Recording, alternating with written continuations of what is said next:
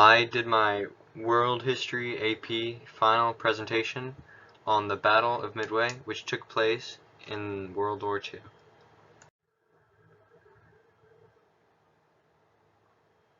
The early war in the Pacific. In an attempt to cripple the U.S. Navy and the U.S. Navy's power in the Pacific, the Japanese launched a surprise attack on Pearl Harbor on December 7, 1941. During the attack, 5 United States battleships were sunk, and 4 more were severely damaged. Along with these battleships, many cruisers and destroyers were also damaged by Japanese planes. In the end, 2,335 U.S. men were killed, and another 1,143 were wounded. The Battle of Wake Island was a victory for the Japanese. Wake Island itself was extremely underguarded. There was only about 500 men stationed there, and the Japanese took the island with a considerable amount of effort. The garrison troops fought pretty hard, but in the end they succumbed to the just overwhelming numbers of the Japanese. The first and second battles of the Java Sea took place in the Java Sea, which is near the island of, what's it called? Java. This was another decisive victory for the Japanese. They sank a good amount of U.S. ships while taking minimum casualties themselves. The Battle of Coral Sea took place in the Coral Sea between Australia and New Guinea. This was a battle between a combined force of United States and other Allied ships, and in the end, a U.S. carrier was sunk. And it wasn't the decisive victory for the Japanese like Java Sea was. It was a tactical victory, but it was a strategic victory for the Allied nations.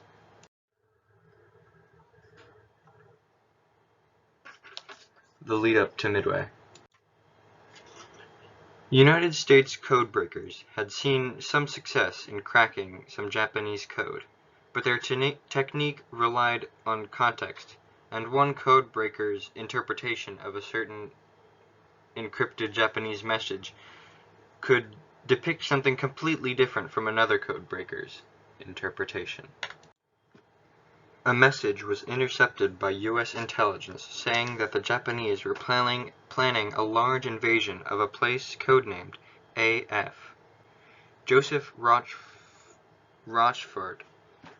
the head cryptologist for the U.S. Navy in the Pacific, thought that AF stood for Midway, but many in Washington argued that it could be anything from some island in the South Pacific to Hawaii itself. So they set a trap.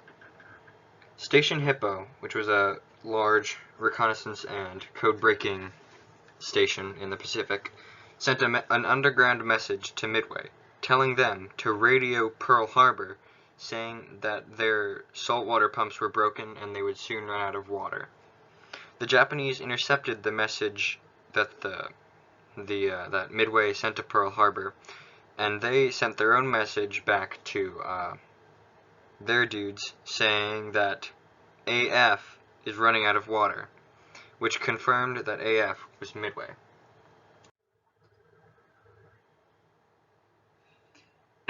The Battle of Midway. The Japanese plan for the Battle of Midway was to attack Midway quickly and secretly, and then which would lure out the 3 remaining U.S. carriers in the Pacific, the 4th of which was sunk at the Battle of Coral Sea. Once they lured out the U.S. carriers, they would launch waves of dive bombers and torpedo bombers at the carrier groups, and they'd be like totally surprised. So they wouldn't be able to retaliate or anything, and they would just completely obliterate U.S. naval power. And after the waves of carrier fighters and attackers had passed, they would send in 5 battleships and destroyers, bunch of destroyers and cruisers to clean up any other surface ships that the U.S. had brought with the carriers. This didn't work because, as we know, the United States knew about their plans, so they sent out all 3 carriers early in order to, like, you know, build defenses and stuff. So they were a bit north of Midway when they caught sight of the Japanese attack force, 4 carriers, a bunch of destroyers, stuff like that. And they sent out waves of dive bombers and torpedo bombers to attack the Japanese carriers, and they ended up sinking all 4 of them. You can see one on the top that's smoking very badly, and then you can see one on the bottom which has its flight deck almost completely obliterated. There's just no way to repair that.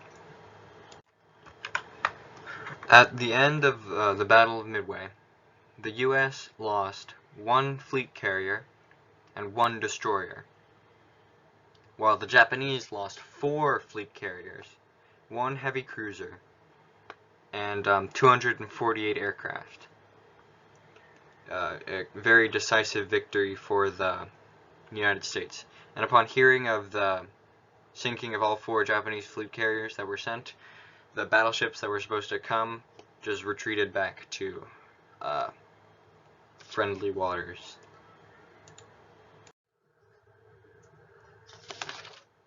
The aftermath. After the Battle of Midway, the Japanese wouldn't launch another major offensive in the Pacific for the rest of the war. After this, they were constantly on the defense, and they began losing territory they had gained, such as territories in like just islands and small atolls in the Pacific. The East Indies began to be reconquered by the Allies. They lost huge battles such as Leyte Gulf, which is the single biggest battle in the history of naval battles. This saw the loss of 1 light carrier, 2 escort carriers, 2 destroyers, and a destroyer escort sunk for the Allies, while the Japanese lost a fleet carrier, 3 light carriers, 3 battleships, 10 cruisers, and 11 destroyers. It was a decisive victory for the Allies. And another battle that the Japanese lost was the Battle of the Philippine Sea, also known as the Great Marianas Turkey Shoot, because of just how many Japanese aircraft were shot down. An estimated 600, around 600, some estimates go a bit higher, some a little less, Japanese aircraft were shot down in this one battle that took just a day, 1 day, and 600 Japanese aircraft. That's my presentation. Ba-doop, boop, boop, doo-doo, boop. Bye, Miss Bain.